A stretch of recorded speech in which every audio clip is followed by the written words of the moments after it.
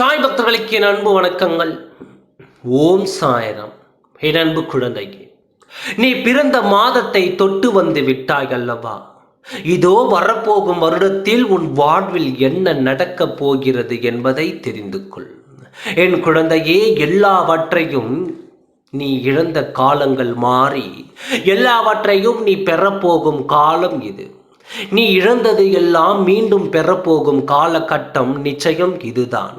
தெளிவாக கூறுகிறேன், முழுமையாக கேள்.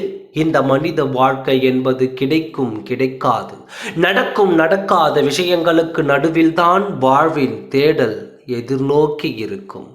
நீ ஆசைப்பட்டு விரும்பிய விஷயங்கள் எல்லாம் கிடைத்தும் எல்லாம் நடந்தும் உனக்கு திருப்தியை கொடுக்கும். மகிழ்ச்சியான காலம் என்று ஒன்று இருக்கும்.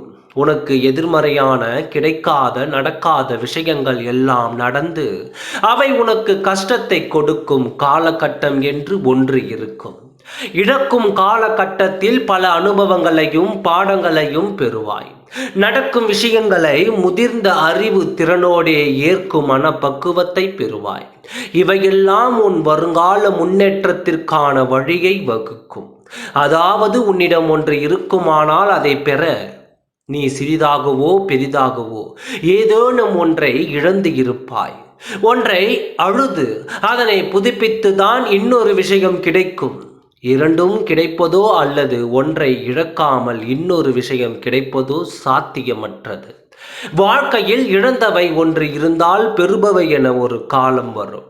இழக்கும் காலங்களில் நீ இழக்கக்கூடாது. எல்லாவற்றையும் இருந்தாலுமே கூட பொறுமை காத்து நிற்க வேண்டும். நீ பெறப்போகும் காலம் என்று ஒரு காலம் நிச்சயம் வரும். எல்லாவற்றையும் நீ பெறும் காலமும் எல்லாமும் உனக்கு கிடைக்கும். கிடைக்கும் காலத்தை பற்றியும் நீ பேசுவதை விட எதுவும் கிடைக்காத காலமும் நீ இழக்கும் காலம் என்று ஒன்று உள்ளது. அந்த காலகட்டத்தில் தான் நீ கவனமாக இருக்க வேண்டும். சொல்ல போனால் இது ஒரு சோதனை காலம் என்று கூட கூறலாம். உன்னை சோதிக்கும் காலம், இந்த இழக்கும் காலம்தான் உன் வாழ்க்கையில் இன்று அமையாத காலமாக இருக்கும். உன் பிரச்சனைகள் வரும் பொழுது, உன் கையில் இருந்து நழுவி செல்லும் பொழுது உன் மனம் எவ்வாறு பக்குவப்பட்டு நிற்கின்றது என்பது உன்னை சோதிக்கும் காலமாக இருக்கும். எந்த சூழ்நிலையிலும், எந்த இக்கட்டான சூழ்நிலையிலும் நீ நேர்மை தவறாமல் இருக்கிறாயா, உண்மையான வழியில் நடக்கின்றாயா என்பதெல்லாம் இந்த காலம் சோதித்து செல்லும். இந்த காலகட்டத்தில் இப்பொழுதுமே கூட உன்னால் முடிந்த நல்லவைகள் பிறருக்கு செய்து வர வேண்டும். இறை வழியில் செல்ல வேண்டும். உன் நம்பிக்கையும் பொறுமையும் இன்னும் வலுவாக வேண்டும். தவறான வழிகளை ஒரு பொழுதும் தேர்ந்தெடுக்க கூடாது. ஏனெனில் கிடைப்பது அதிசயம் அல்ல, ஆனால் கிடைக்காத போது உன்னை எப்படி எதிர்நோக்கி சமாளிக்கிறாய் என்பதை பொறுத்தே உனக்கு கிடைக்கும் விஷயங்கள் அதிசயமாகும். உனக்கு மீண்டும் ஒரு வாய்ப்பு கிடைக்கப் போகிறது. நல்லதே நடக்கப் போகிறது.